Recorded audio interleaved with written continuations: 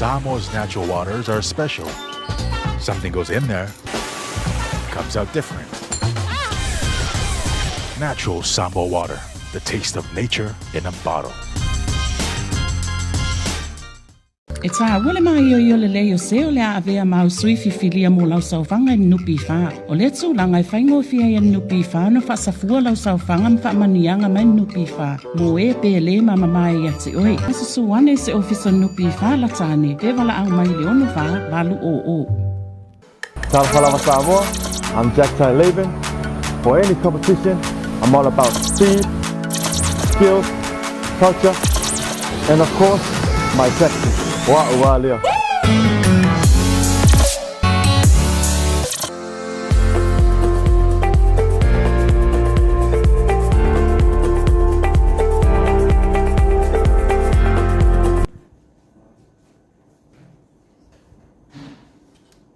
Malo whakarea tule malo le tato le le taia, malo ko la le tato sama ia.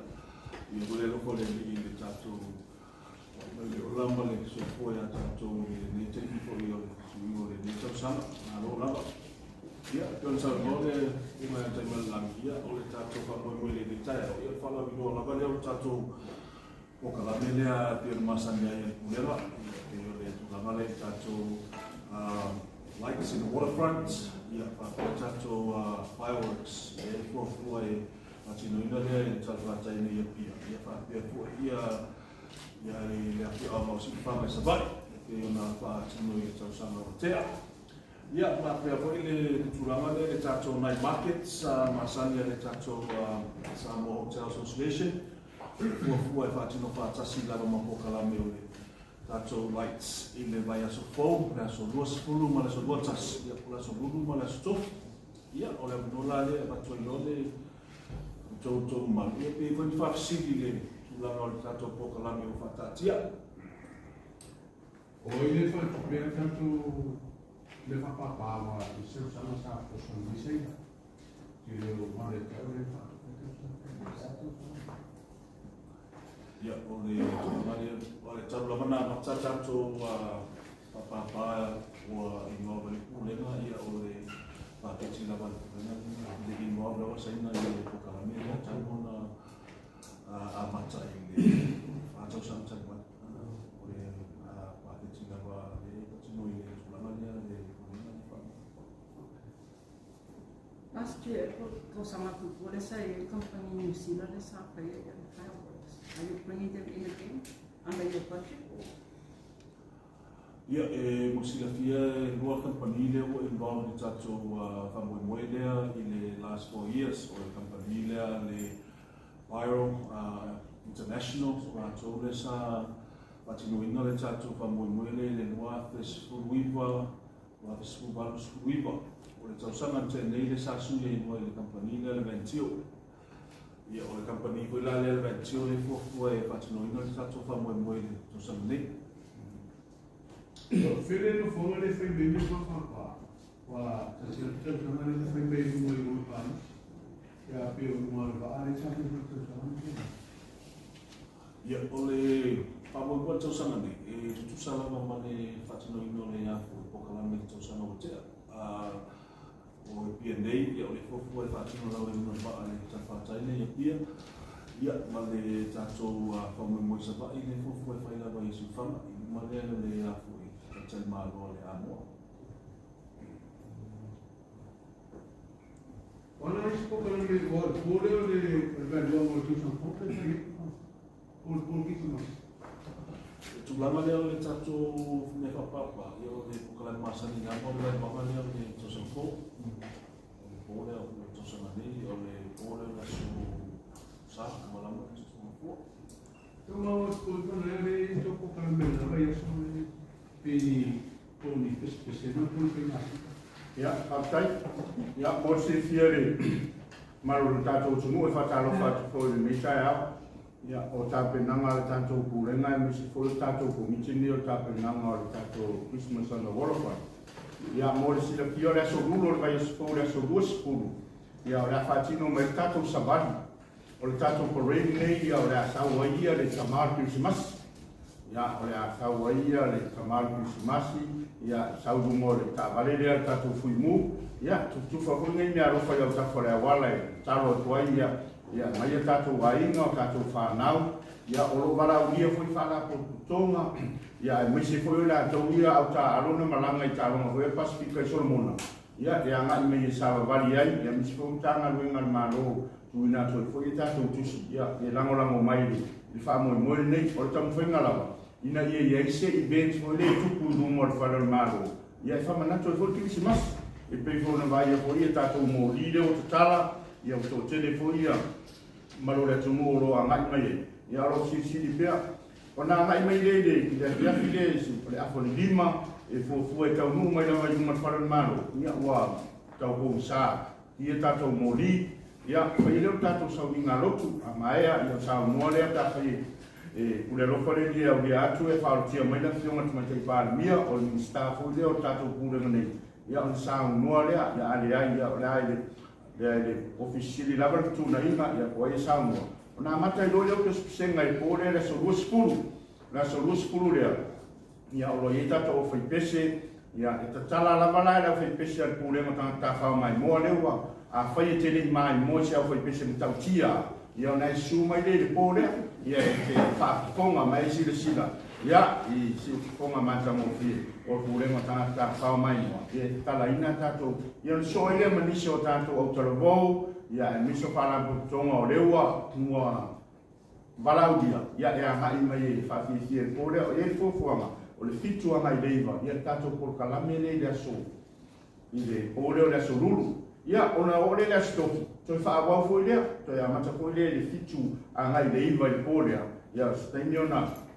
sa noa lea o presidente o le tatou sosia whakai malo ai whatino whatasi ma le tatou nai make i la lo le tatou Council Village ai monsia o to sanga nei o le ale fatino i tu le tatou friendship park a le pito luma ia le fatino ia tatou ia mai lo wainga ia mai o wo ia sava vali e tatala so ses ai pu le a o ko la skai de savali ia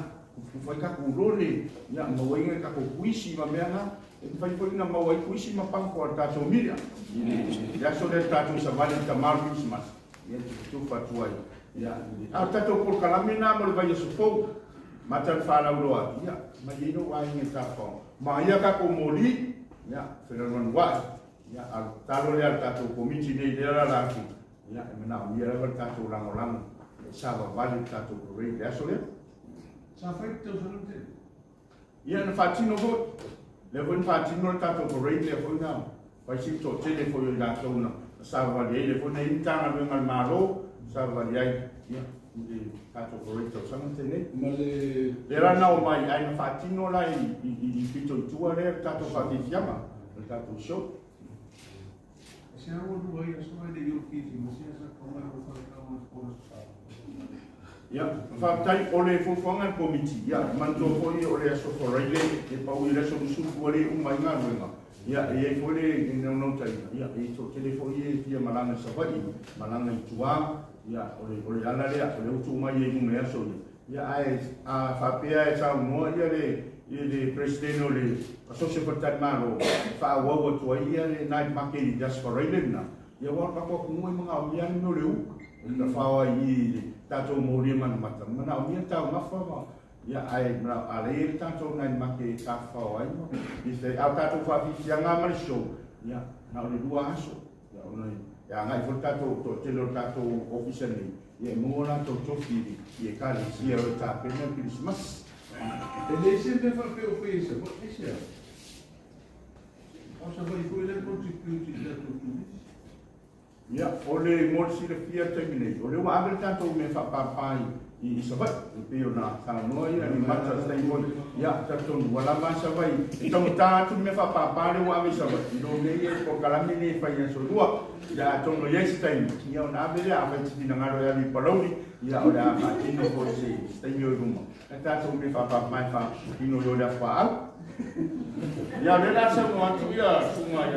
ia ni tuma tai ulo le tatou market ia rosa ia ni so vaenga ni so to ai mantato vaenga le fesa tu lango sa mo le mu ia fa pe fo ia le presidente no tatou pen maloma ia mai le ia sunga ya ba Saya dah memulai apa no? Apa ini yang kami dengar oleh tuan Fathah Siman STA. We work together to ensure that our fireworks display is successful. Our partnership with our key members here from Samoa Police Services, Fire and Emergency Services, MNRE, MWTI, Samoa Shipping Corporation, BBE, Land Transport Authority, and the Samoa Port Authority. We want to invite Fathah Tere Laban Tama Lima and so on Tere by Fatima Nifa Moy.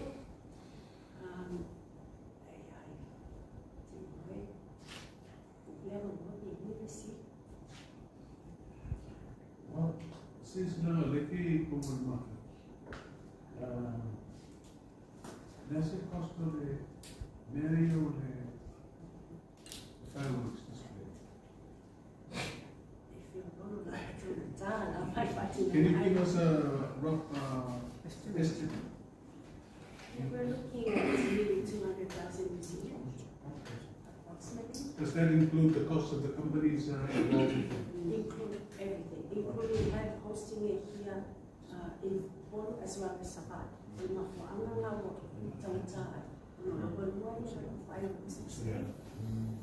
So roughly looking at about more than $500,000 some Yeah. or less? Yes, it's less than.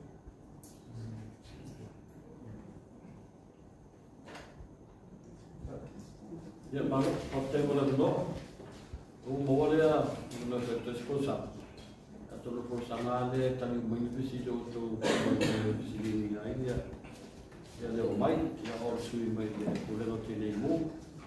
kalau sini mesti oleh ni kulen lah. Oleh amat macam talang le tulang le tatu fireworks ya. Oleh ngangwena yang berkitola awal. Besok le sama le hotel. Le wa to whapongo tatou fireworks la whai ngoro patch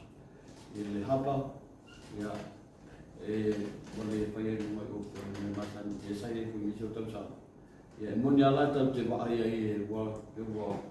top ia le risk a o ia lamu tianga mo le por so i kumare ola misi o me tau tino a wa tatu tala noa hapa ia o tatan noa ko i ngore wafu a visili ngore wafu o i tani suapu o e koi containers ta te rei lopo e ni explosive tonu ia me se ko nei a i ngo lo tau no lata i ngo o la pita i ngo la to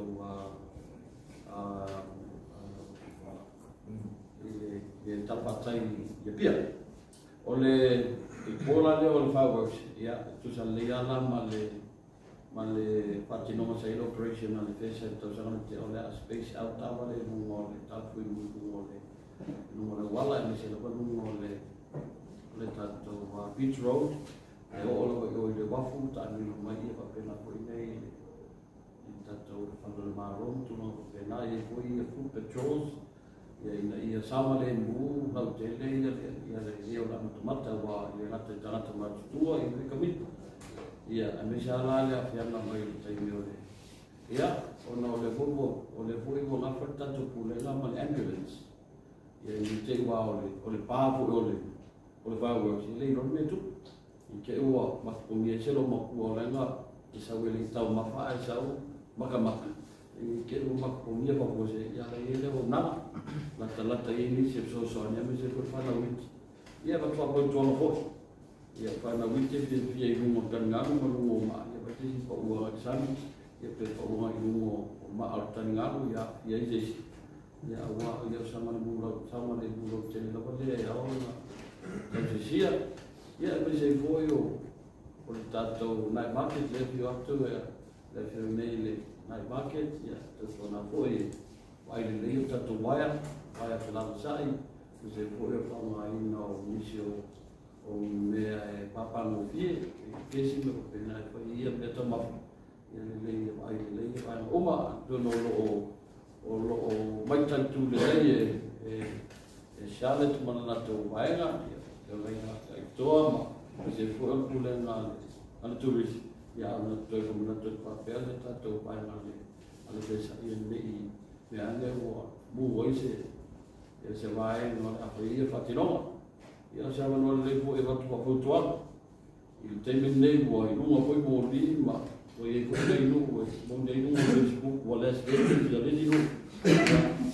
ka ko nga le tanto mo li me fa pena tanto na tu lang o le ia le lo do le lo fale ma fa mai no mo li il mate tu le te tu ko ni perfea ia ai mo lo fale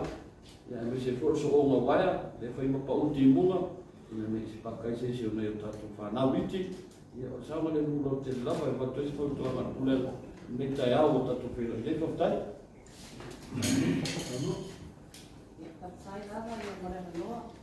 ia mo lava ia o le tato marketi lea o tato sha Waterfront night markets ia le fo po tato atu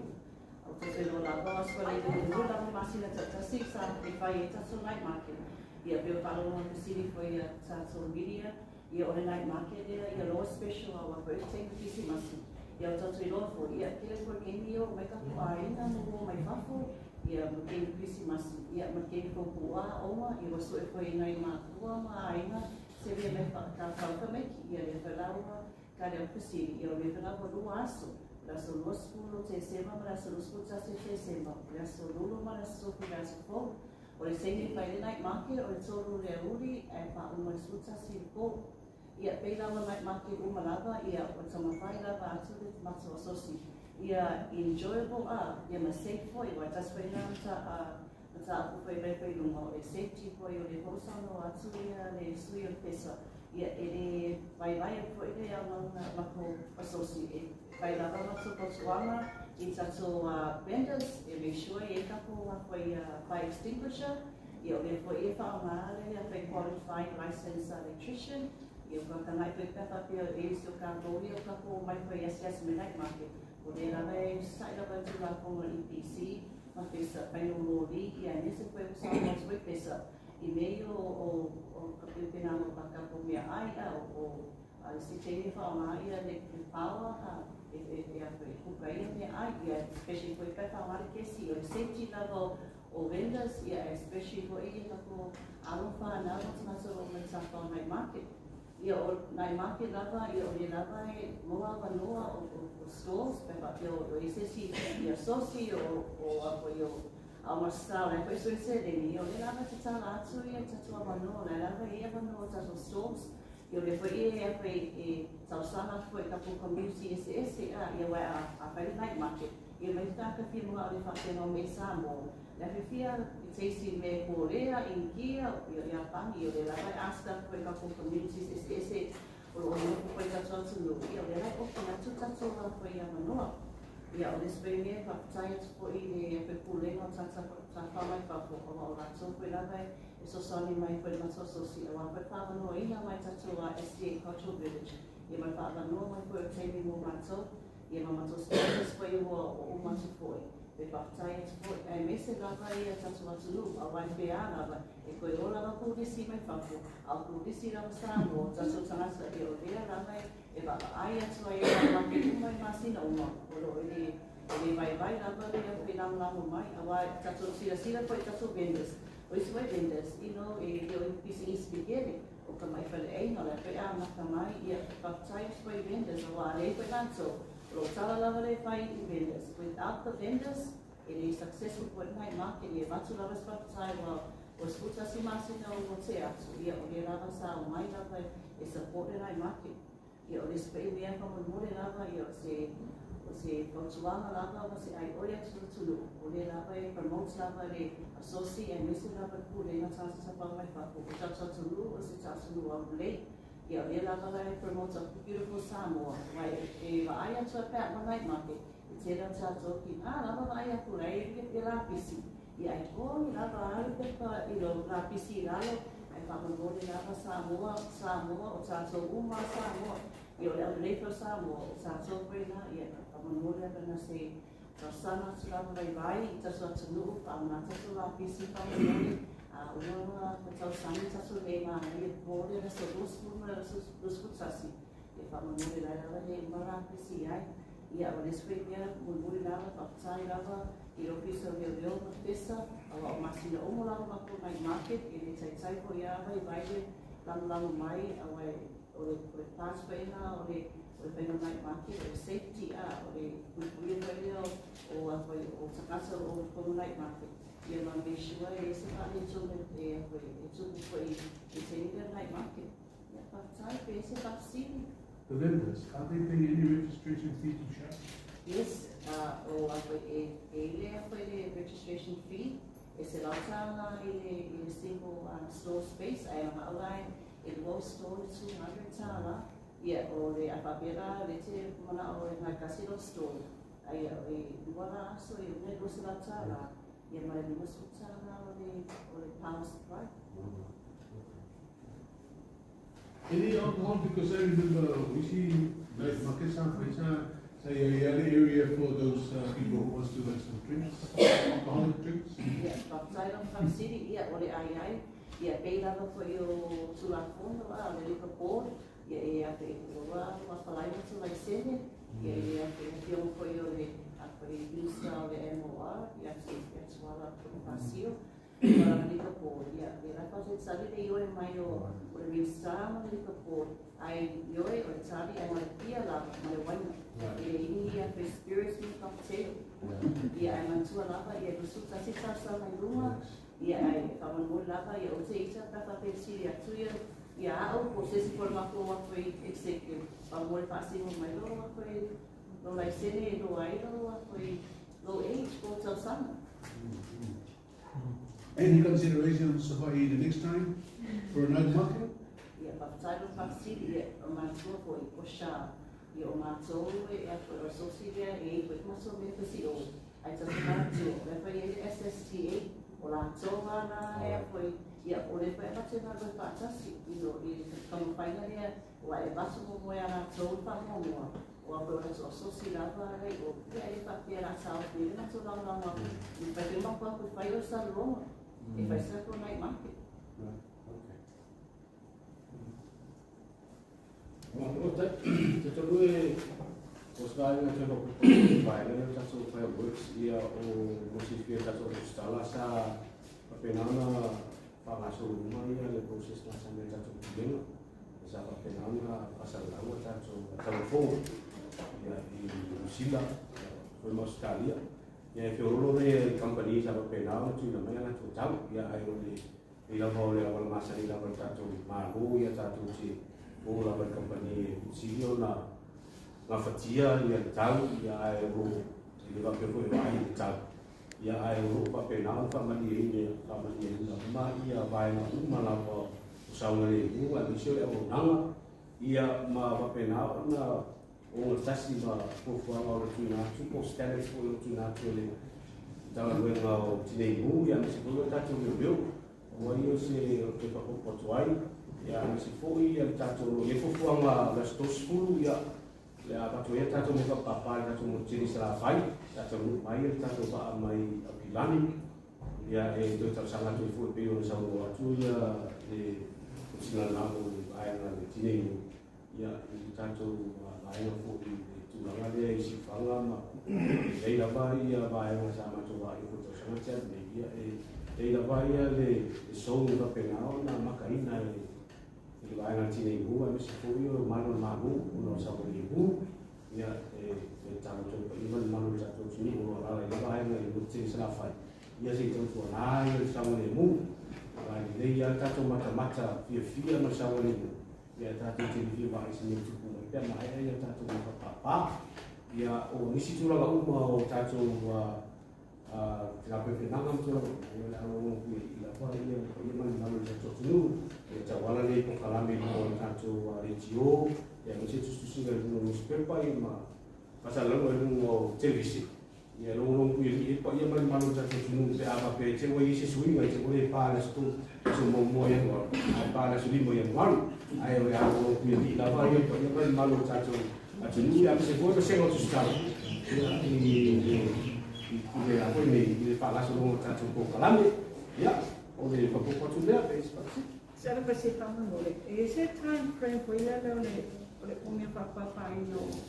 fireworks. Because I remember last year, le come ka le ko ki 200,000 New Zealand. Let's go, but the time now for our way, so that was the complaint from the public. But it umina mo paatan. Are umia ngal papa mo me ai uno. So is there a time frame that kawe yang pa makali pe given expensive le our way irritable ne. I think all time power. Lo ka Dalo yo tu ngai ku karate le tu la male ole bala bale o school ro school minute so ole ni me la bale school ro minute ya ku pata pula ala ba school lima ele tu salam sabai la se po yo no ole ya ole fa tu la ngai no ole tato o ta pa le ma ya ole la ko sabai po tu ole bale ole fitu ona le 5 minute so ole ku pula tu la sabai no ole I teach for you the law of Papa, to not survive. Maybe 10 parts of Raleigh for more clothing, and now the tattoo make show about it for healing to Pata, Yale, 10 million, while I was full of actually minute.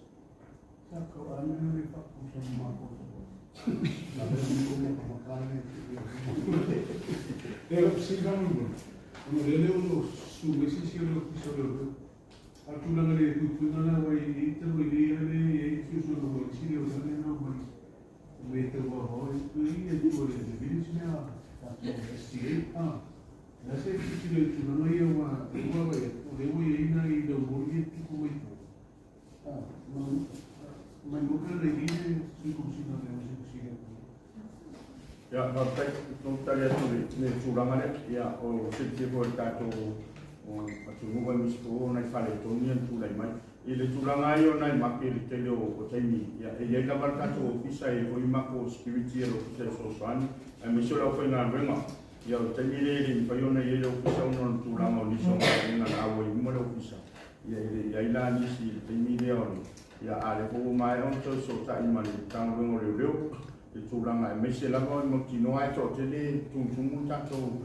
tato na makilea ya te talo to foi pa tai foi le sidia paloni o leo fa fonga mai tato tunu ya ole nai maki e o mai fi ai ta fa ai lo no sau su e si foi le fa o ye lo le fi ma lo vita a le sau tupe fa mo le tato frenga a le sau so lima ya ole ye ya paloni so swani wa o ya na mai no foi fa sto ya talo no winga e sa no to tu leo no e te fai Christmas e la sela da to sa wo so fisi e tato na makene le por vai asolea ai ore tu tangiro finalo ya ore la ngal lu fa tato ofisa ya me si por tato socio pertemaro le tu la ngal ore poi prima e si va ngale na so tai mai le tango mo lo tu la tato fireworks o tato wala a tanga ye le to samante le tato wala o matua o lo kala wala no tula ma fo le te talo mai e pa taka le tato tabali ai mai me mata ia le fa o kuna ko fi wa ia ya ma pisi le wala mo lo ka ia a la ia tanga tala fi o mai sa o mai pakala tu tabali talo ko le malo tato tunu le tato ka pa kai me se fo yo ta fo tato wala ia paka ia tato tabali ia ai mai me e mai mua mata tato fa o ti mo ta ngaru e mi si foi i tato principal ia mai na umalava e mai e lo mai mu ia tato fa o wa tato va e tu mai ana tai i tato va e le pi le wa fu va tu mai ana i mo le tana i le aro ia on fa ngai lo tato mi fa papa e do mai ana so se vai mo i tafa tai le pitro ia te ana la ia talo tu le tato va na o ini si to fa na tuatu tato por kalame verso po tato por rain afoli lima ya fiasi ya su mai tato o wai fa tasi mai lo wai na pule a o ni o skai ya a le la sa wai ta mar christmas ya tu fa to tato na lo fa tato lo le o tato wisi ma va na umana ya a wale fa mari ina o fila na ia tato fia i pole tato pesi senga ya miso i pole so tofi ya tuganga foi pesi to tasi i minisi foi o tato fa fia ya o le tato na ina tato komiti fa mari e tato o tunu ya mai o le tala ia misela tato na makeda so mai tare ton ya ai es funtasi de po ya no tainga ya ia mo pesi vai nga ya nga ele malo tato tunu Hello.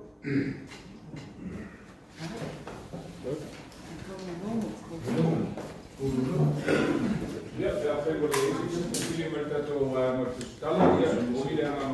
tele la mercado no por lo menos que opción al consina